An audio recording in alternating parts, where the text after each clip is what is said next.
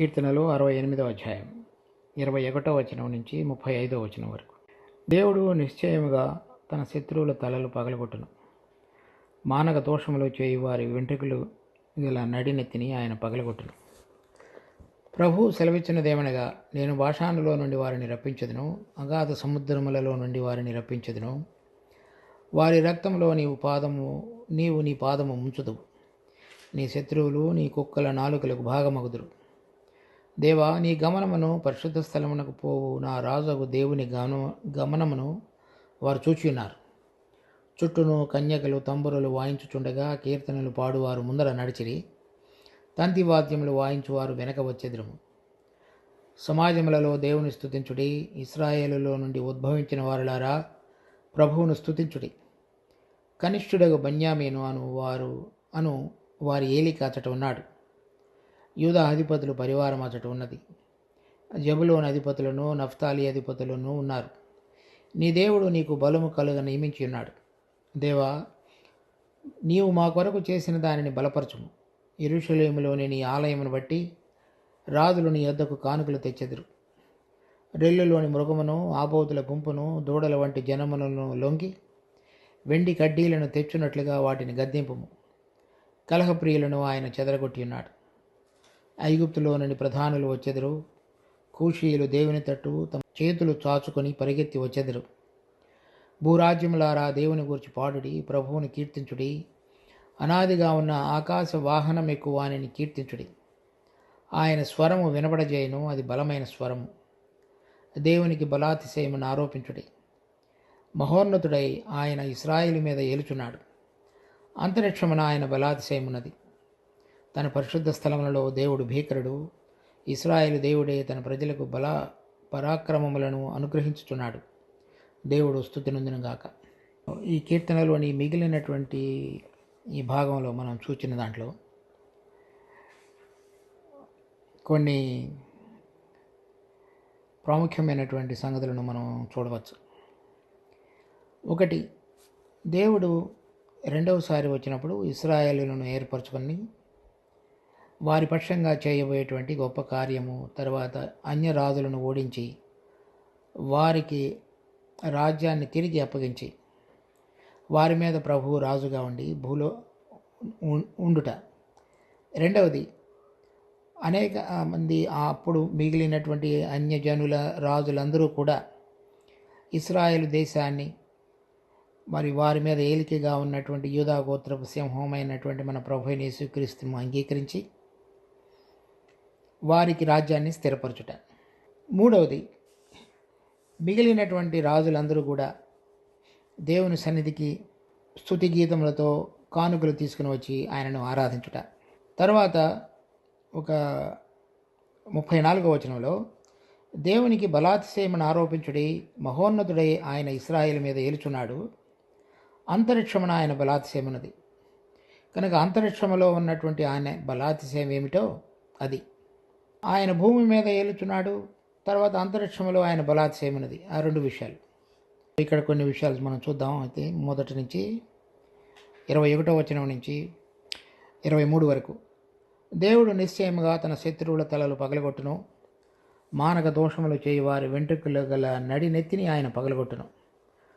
ప్రభువు సెలవిచ్చినదేమనగా, నేను భాషానులో నుండి వారిని రప్పించదును, అగాధ సముద్రములో నుండి వారిని రప్పించదును. వారి రక్తములో నీవు నీ పాదము ముంచుదువు. నీ శత్రువులు నీ కుక్కల నాలుకలకు భాగమగుదురు. అంటే అంతవరకు ఉన్నటువంటి దేవునికి వ్యతిరేకంగా ఉన్న శత్రువు యొక్క తల పగలగొట్టి,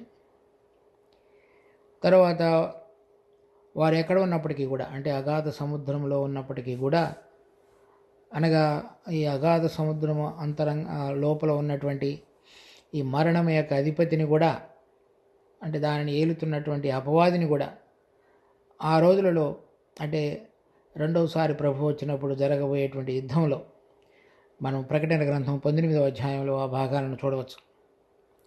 ఆ విధంగా వారందరినీ కూడా నాశనం చేసేవాడుగా ఉన్నాడు. తర్వాత ఈ 24వ వచనం నుంచి 26 వరకు చూస్తే, దేవా నీ గమనమును పరిశుద్ధ స్థలమునకు పోవు నా రాజుకు దేవుని గమనమును వారు చూచున్నారు. చుట్టూను కన్యకలు తంబురులు వాయించుచుండగా కీర్తనలు పాడుచూ వారు ముందర నడిచిరి. తంతి వాద్యములు వాయించువారు వెనక వచ్చెదరు. సమాజంలో దేవుని స్తుతించుడి. ఇశ్రాయేల్లో నుండి ఉద్భవించిన వారలారా ప్రభువును స్తుతించుడి. ఇక్కడ దేవుని లేక ప్రభు అయిన యేసుక్రీస్తుని ఆ దినమున ఇశ్రాయేల్ వారందరూ కూడా అంగీకరించి ఆయనకు స్తుతి గీతములు పాడేటువంటి సందర్భంలో వాడుతున్నటువంటి మాటలు చూడండి. కీర్తన 118వ అధ్యాయం. మన ప్రభు అయిన యేసుక్రీస్తు రెండవసారి వచ్చినప్పుడు వారందరూ కూడా మిగిలినటువంటి ఇశ్రాయేలు జనాంగం ప్రభువుని రక్షకుడిగా అంగీకరించిన తర్వాత వాళ్ళ దేవుని యొక్క అభిషిక్తుడని వారు గుర్తించి ఆయన సన్నిధికి వచ్చినప్పుడు వారి పక్షంగా దేవుడు యుద్ధాన్ని జరిగించి వారికి అందరికీ అనుగ్రహించిన విజయాన్ని వారు జరుపుకుంటూ పాడుతున్నటువంటి కీర్తనలలో ఒక కీర్తన ఈ 118వ కీర్తన. ఆ 118వ కీర్తనలో 16వ వచనం నుంచి యెహోవా దక్షిణ హస్తము మహోన్నతమాయను, యెహోవా దక్షిణ హస్తము సాహస కార్యములను చేయను. సో అనగా అది మన ప్రభు అయినటువంటి యేసుక్రీస్తు. 17వ వచనం, నేను చావను, సజీవుడనై యెహోవా క్రియలు వివరించదును. అది ఇశ్రాయేల్ దేశం మాట్లాడుతుంది. 18వ వచనం, యెహోవా నన్ను కఠినంగా శిక్షించిన కానీ ఆయన నన్ను మరణమునకు అప్పగింపలేదు. అది కూడా మిగిలినటువంటి ఇశ్రాయేల్ దేశ జనాంగం మాట్లాడుతున్న మాటలు. అప్పుడు వేరే గుంపు వారు వారిని గురించి మాట్లాడుతున్నది. 19వ వచనం, నేను వచ్చినట్లు నీతి గుమ్మములు తీయడి, నేను వాటిలో ప్రవేశించి యెహోవాకు కృతజ్ఞతాస్తుతులు చెల్లించెదను. తర్వాత 15వ వచనంలో, నీతిమంతుల గుడారములలో నీ రక్షణను గురించి ఉత్సాహ సునాదం వినబడును. తర్వాత 20వ వచనం, ఇది యెహోవా గుమ్మము, నీతిమంతులు దీనిలో ప్రవేశించెదరు. 21, నీవు నాకు రక్షణాధారుడవై నాకు ఉత్తరం ఇచ్చినావు, నేను నీకు కృతజ్ఞతాస్తుతులు చెల్లించెదను. సో ఇక్కడ మనం చదువుతున్నటువంటి 68వ కీర్తనలో కూడా కీర్తనలు పాడుచు తర్వాత స్తుతించుతూ వారు ప్రవేశించడం అనేటువంటిది చూస్తున్నాం. అంటే రెండవసారి మన ప్రభు అయిన యేసుక్రీస్తు వచ్చినప్పుడు ఇశ్రాయేలు దేశం మీద ఆయన రాజుగా అంగీకరించబడిన తర్వాత వారి పక్షంగా యుద్ధాన్ని జరిగించి జయాన్ని వారికి అప్పగించిన తర్వాత వారు స్తుతులు పాడుతూ ఆయనను గురించి కీర్తనలు పాడుతూ ఆయనను స్తుతించుతూ వర్ణించబడినటువంటి విధం ఆ 68వ కీర్తనలోను ఇక్కడ 118వ కీర్తనలోను రాయబడి ఉన్నది. వారు ఇంకను 22వ వచనంలో 118వ అధ్యాయం 22, ఇల్లు కట్టువారు నిషేధించిన రాయి మూలకు తలరాయి ఆయన. మొదటిసారి వచ్చినప్పుడు ఆయన నిషేధించబడిన వాడుగా తృణీకరించబడిన వాడుగా ఎంచబడ్డాడు. ఇప్పుడు ఆయన తలరాయిగా చేయబడ్డాడు. అది యెహోవా వలన కలిగినది, అది మన కన్నులకు ఆశ్చర్యము.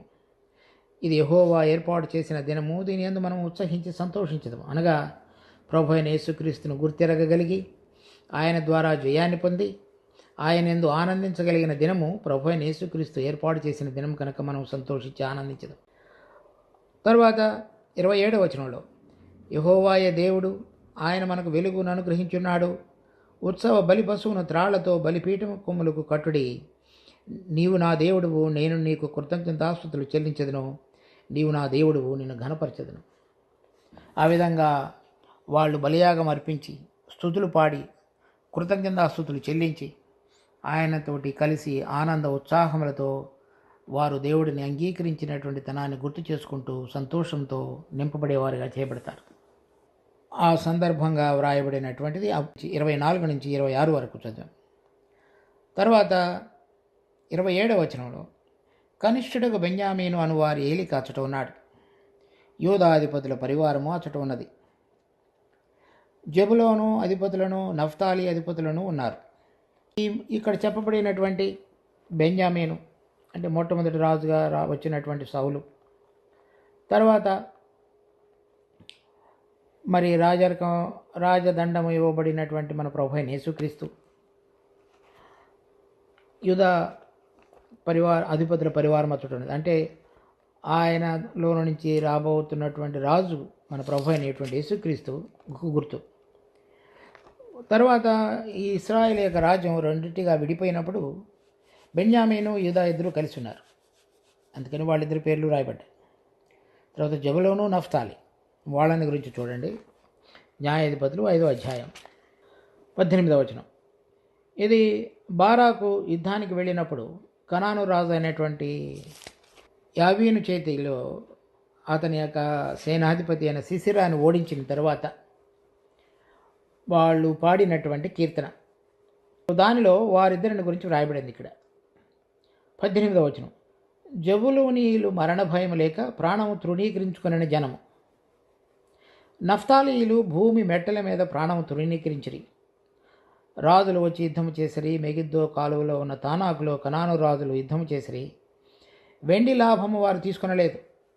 అంటే వాళ్ళు వేరే ఇంకా ఏదైనా లాభం వచ్చే విధంగా వాళ్ళ యొక్క జీవితాలను అటువైపు పెట్టలేదు. కానీ మరణం లేకుండా ప్రాణమును తృణీకరించి దేవుని ప్రజల కొరకు తమ ప్రాణములను అప్పగించి పోరాడినటువంటి జనం. వారు ఇశ్రాయేలు రాజ్యంలో ఉన్నటువంటి వారందరికీ కూడా గుర్తుగా వాళ్ళిద్దరి పేర్లు వ్రాయబడ్డాయి. అనగా వారిద్దరిలో ఉన్నటువంటి ఆ దేవునికి సమర్పించుకొని ప్రాణాన్ని తృణీకరించి మరణ భయం లేకుండా దేవుని పక్షంగా జీవించినటువంటి జనానికి గుర్తు.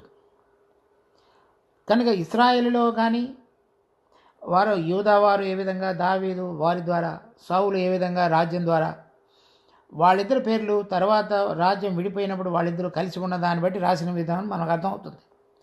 కానీ మిగిలిన వారిని గురించి ఎందుకు రాయలేదు, లేకపోతే వీళ్ళని గురించి ఎందుకు రాశారనేది కనుక చూసినట్లయితే వాళ్ళల్లో ఉన్నటువంటి ఆ విశిష్టత అనేటువంటిది వేరే చోట రాయబడినది. కనుక ఎవరు ఆయన వచ్చినప్పుడు దానిని వారిని గుర్తెరిగి ఆయనతో పాటుగా ఉండగలరు అనేటువంటిది కనుక మనం చూసినట్లయితే వారిద్దరిలో ఉన్నటువంటి విశిష్టమైనటువంటి దానిని మనం ఇక్కడ గమనించగలుగుతున్నాం. తర్వాత కీర్తన 68వ అధ్యాయం 28వ వచనం. నీ దేవుడు నీకు బలము కలుగ నియమించి ఉన్నాడు, దేవా నీవు మా కొరకు చేసిన దానిని బలపరచము. అది ఇశ్రాయేలు దేశమంతయు కూడా ప్రార్థిస్తున్నటువంటి ప్రార్థన. దేవా నువ్వు మా కొరకు అయితే ఏది చేసి ఉన్నావు, ఇప్పుడు నీ రెండవ రాకడలో మా యొక్క రాజ్యాన్ని మా కొరకే స్థిరపరిచించావు, దాన్ని బలపరచు. ఎందుకంటే గతంలో జరిగించినవన్నీ కూడా మేము ఐగుప్తులో నుంచి తీసుకుని రాబడి కనాను దేశంలో ప్రవేశించిన తర్వాత అధిక కాలము నీవు కోరిన విధంగా జీవించలేకపోయాము, ఆ రాజ్యాన్ని కోల్పోయి ఉన్నాం. కానీ ఇక ముందు నీవు మా మీద అధిపతిగా ఉండి మమ్మల్ని నడిపించే సమయం మీకు లోబడి నువ్వు స్థాపించినటువంటి ఈ రాజ్యాన్ని బలపరిచి ముందుకు సాగించు అని ప్రార్థిస్తున్నారు. 29వ వచనంలో ఆ విధంగా ఆయన రాజ్యాన్ని స్థాపించిన తర్వాత జరగబోయేటువంటి విషయాలు ఇక్కడ మనం గమనిస్తున్నాం. యెరూషలేములోని నీ ఆలయమును బట్టి రాజులు నీ యొద్దకు కానుకలు తెచ్చెదరు. రెల్లులోని మృగమును, ఆబోతుల గుంపును, దూడల వంటి జనమును లొంగి వెండి కడ్డీలను తెచ్చున్నట్లుగా వాటిని గద్దింపుము. కలహప్రియులను ఆయన చెదరగొట్టినాడు. ఐగుప్తులో నుండి ప్రధానులు వచ్చెదరు. కూషీయులు దేవుని తట్టు తమ చేతులు చాచుకుని పరిగెత్తి వచ్చెదరు. భూరాజ్యములారా దేవుని గూర్చి పాడుడి, ప్రభువుని కీర్తించుడి. అనాదిగా ఉన్న ఆకాశ వాహనం ఎక్కువ వారిని కీర్తించుడి. ఆయన తన స్వరము వినబడజేయను, అది బలమైన స్వరం.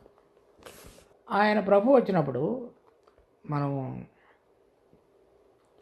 ఇక్కడ కీర్తన 29వ అధ్యాయంలో 3-4 వచనాలు. యెహోవా స్వరము జలముల మీద వినబడుచున్నది, మహిమగల దేవుడు ఉరుము వలె గర్జించుచున్నాడు, మహాజలముల మీద యెహోవా సంచరించుచున్నాడు. యెహోవా స్వరము బలమైనది, యెహోవా స్వరము ప్రభావము గలది. తరువాత 5వ వచనంలో యెహోవా స్వరము దేవదారు వృక్షములను విరుచును, యెహోవా లెబనోను దేవదారు వృక్షములను ముక్కలుగా విరుచును.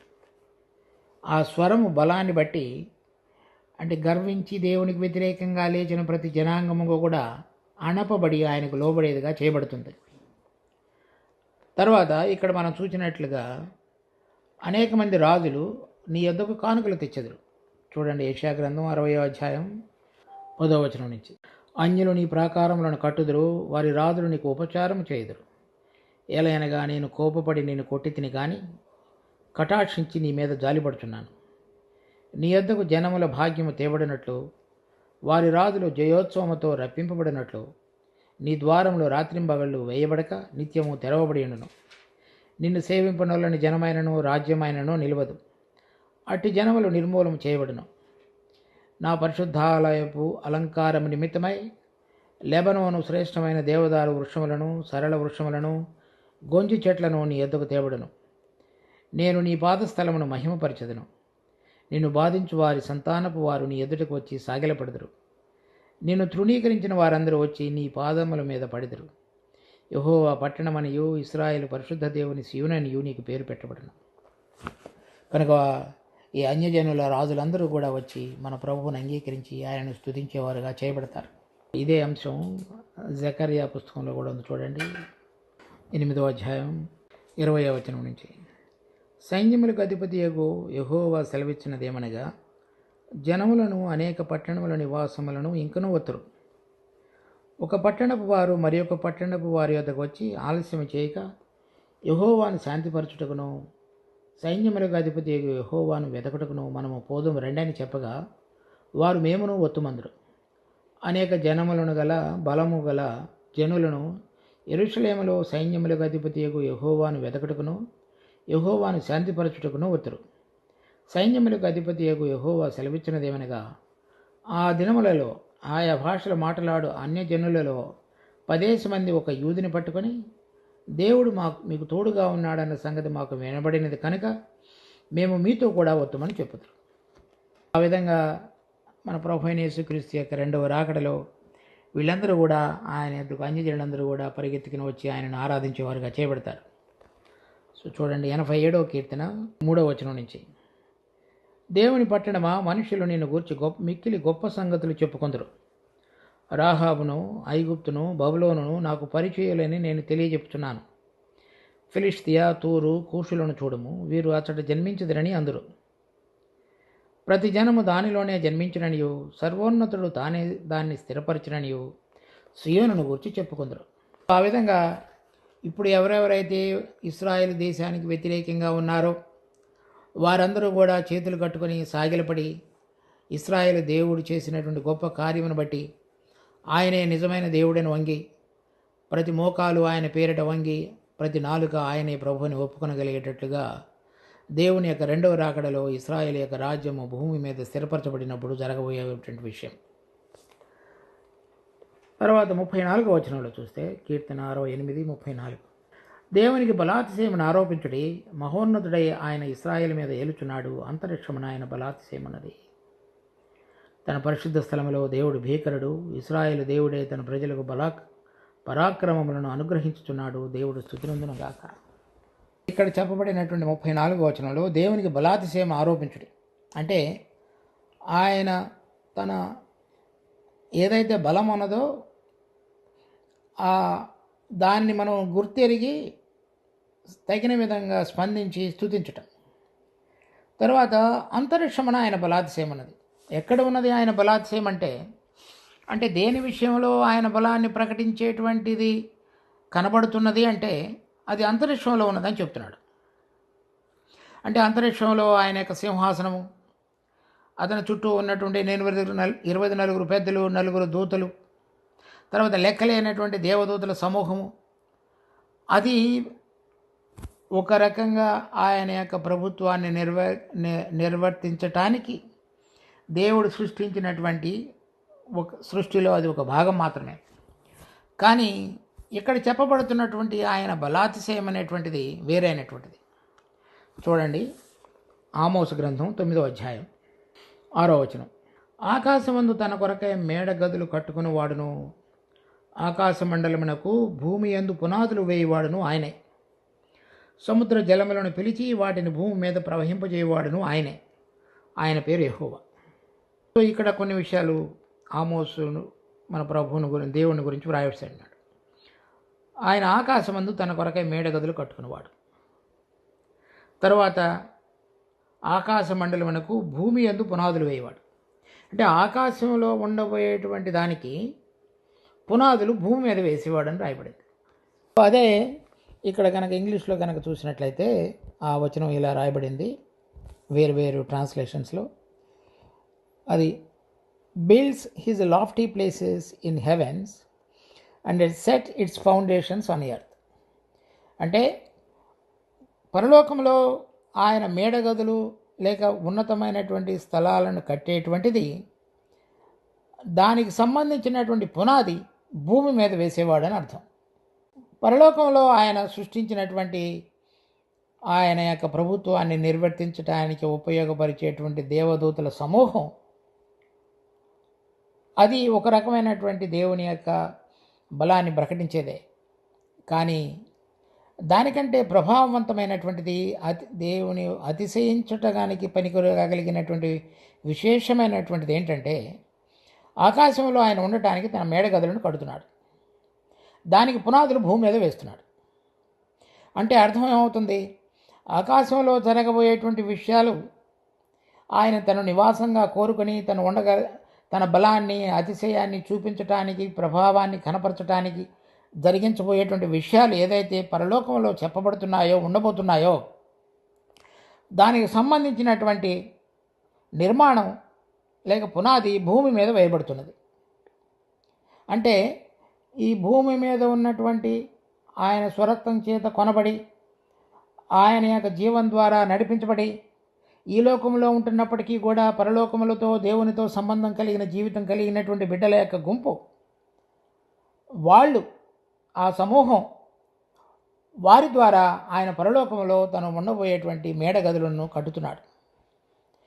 దానికి సంబంధించి ఆ కట్టడానికి కావలసినటువంటి పునాది భూలోకంలో తన కుమారుడు ద్వారా ఎవరైతే ఆయనను ఏర్పరచుకొని తన సొంత రక్షకుడిగా అంగీకరించడం మాత్రమే కాకుండా వారి జీవితాల్లో ఆయన ప్రభువునుగా, రాజుగా గుర్తెరిగి ఆయనకు సంపూర్ణంగా లోబడి జీవించారో, ఎవరి జీవితాలలో అయితే ఆయన యొక్క జీవం ప్రస్ఫుటంగా కనబడి చక్కగా తేటగా ఆయన యొక్క జీవం ద్వారా ఈ లోకంలో ఈ మర్త్యమైనటువంటి దేహాలలో ఆయన జీవాన్ని చక్కగా, ఆయన కృపా మహదేశ్వర్యాన్ని ప్రకటించగలిగే విధంగా జీవించగలిగారో, వారందరి ద్వారా పరలోకంలో సంబంధమైనటువంటి దానిని ఆయన కడుతున్నాడు.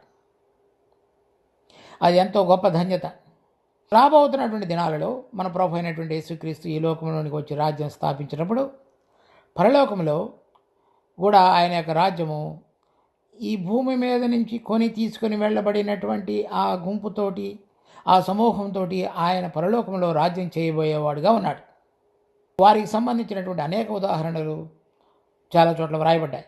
ఉదాహరణకి ప్రకటన గ్రంథం 14వ అధ్యాయంలో రాయబడినటువంటి మొదటి 5 వచనాలు, వారు భూలోకంలో నుంచి కొనబడిన వారు పరలోకంలో ఉన్నటువంటి సియోను అనే పర్వతం మీద గొర్రెపిల్ల సింహాసనం మీద ఆసీనుడై ఉండగా వారి ఎదుట నిలబడినవారు.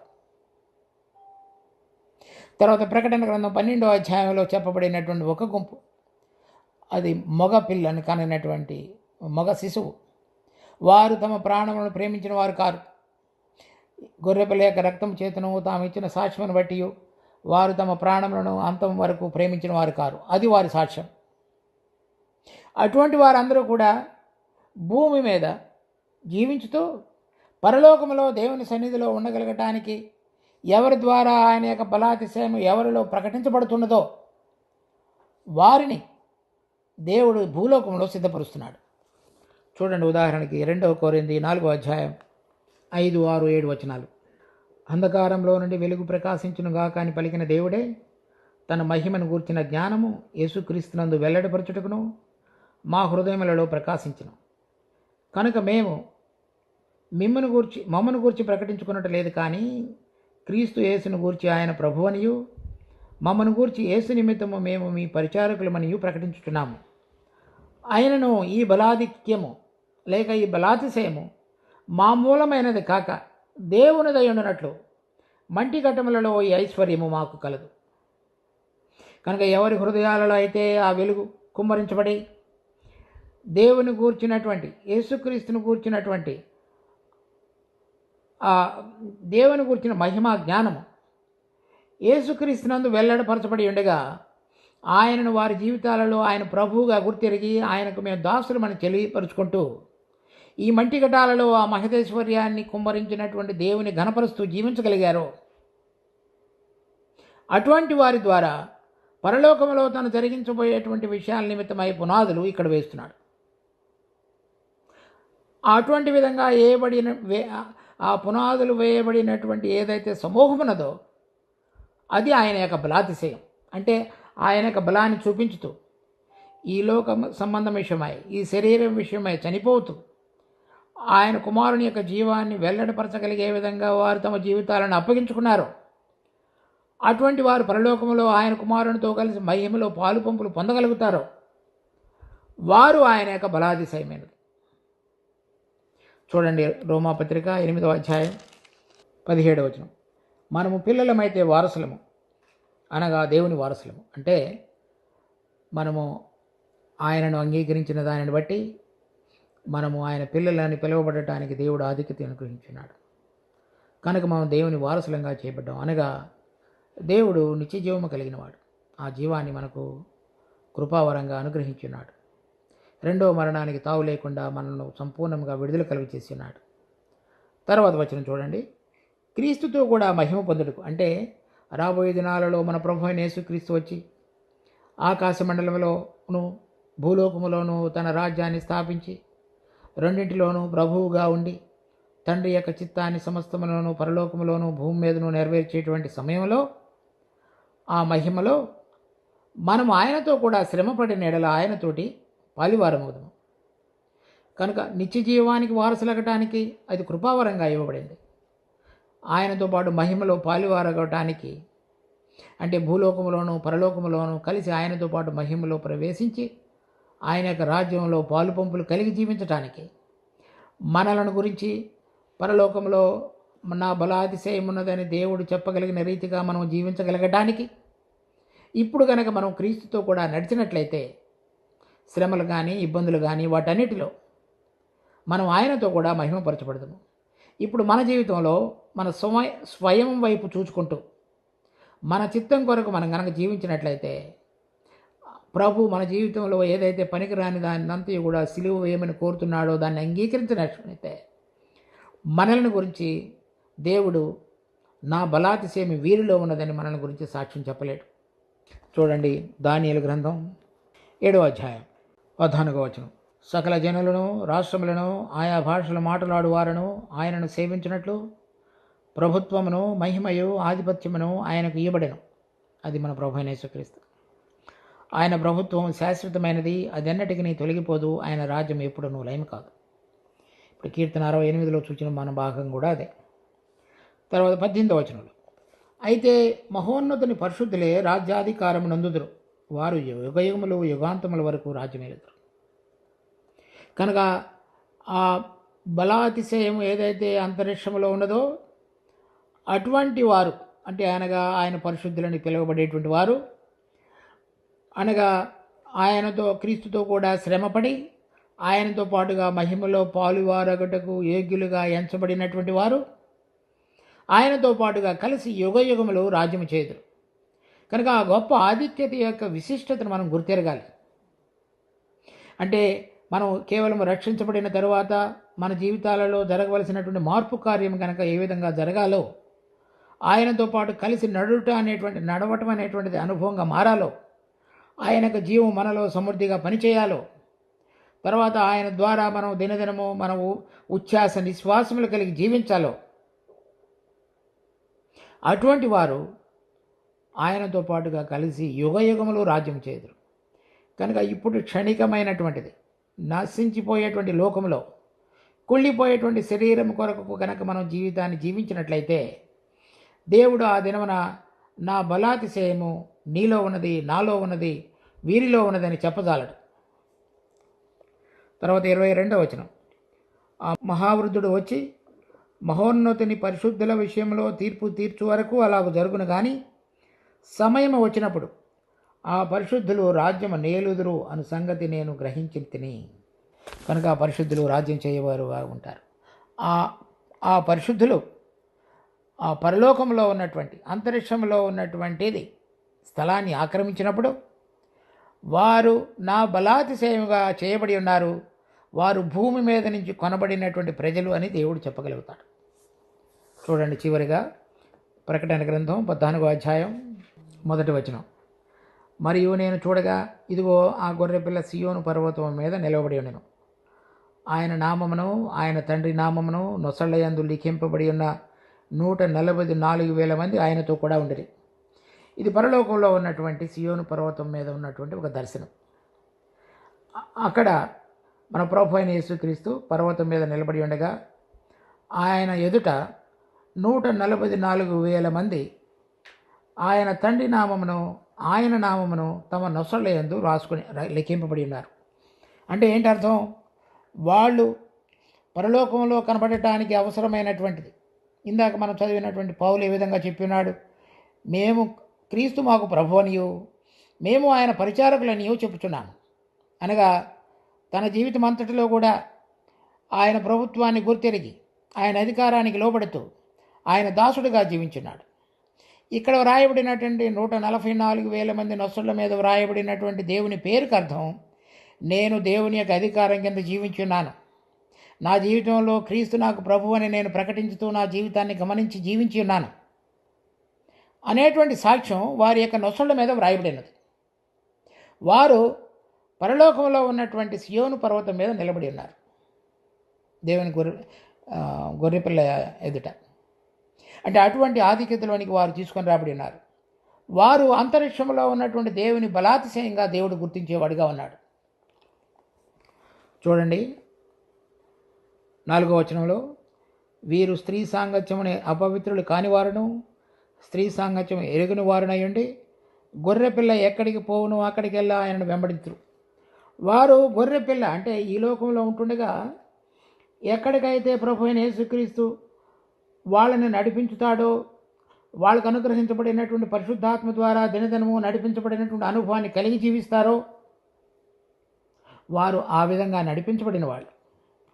ఇంకా వాళ్ళని గురించి, వీరు దేవుని కొరకు గొర్రెపిల్ల కొరకు ప్రథమ ఫలములుగా ఉండుటకై మనుషులలో నుండి కొనబడిన వారు. ఆయన బలాతిశయము పరలోకముందున్నది అంటే, అంతరిక్షమునున్నది అంటే, ఈ విధంగా భూలోకములో నుంచి కొనబడి మార్చబడి మహిమా శరీరాన్ని ధరించుకొని మరణాన్ని జయించి ప్రభు ఎదుట దేవుని ఎదుట మహిమలో నిలబడిన వారు.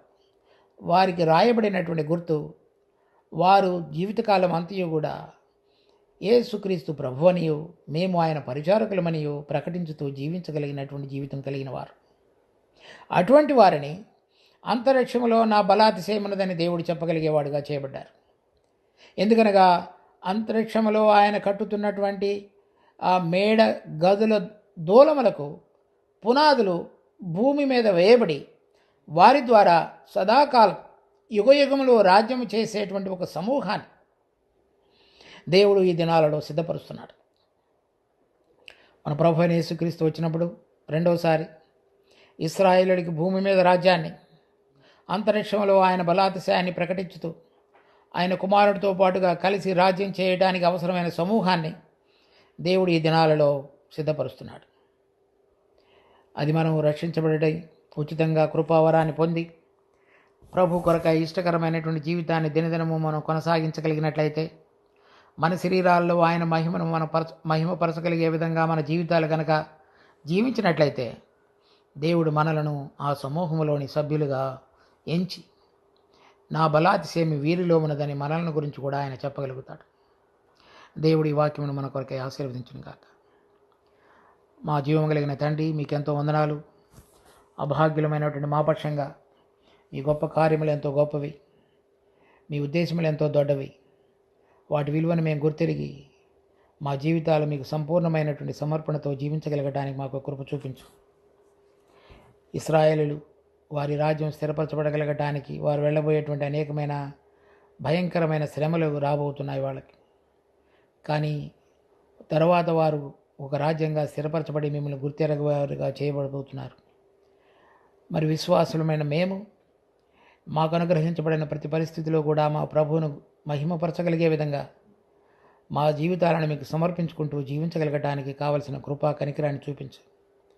మీరు మాకు అనుగ్రహించినటువంటి ఆత్మ, ఇవ్వబడినటువంటి వాక్యం యొక్క వెలుగు, ఆ రెండింటిలో మేము చక్కగా మా పాదములను స్థిరపరచుకుంటూ మీకు బలాతిశయంగా మారబడగలగటానికి అవసరమైనటువంటి కృపను మాకు అనుగ్రహించి మా జీవితాలను కడతీర్చమని వేడుకుంటూ మా రక్షకుడు ప్రభు అయిన యేసు నామమున అడిగి వేడుకుంటున్నాం తండ్రి. ఆమేన్.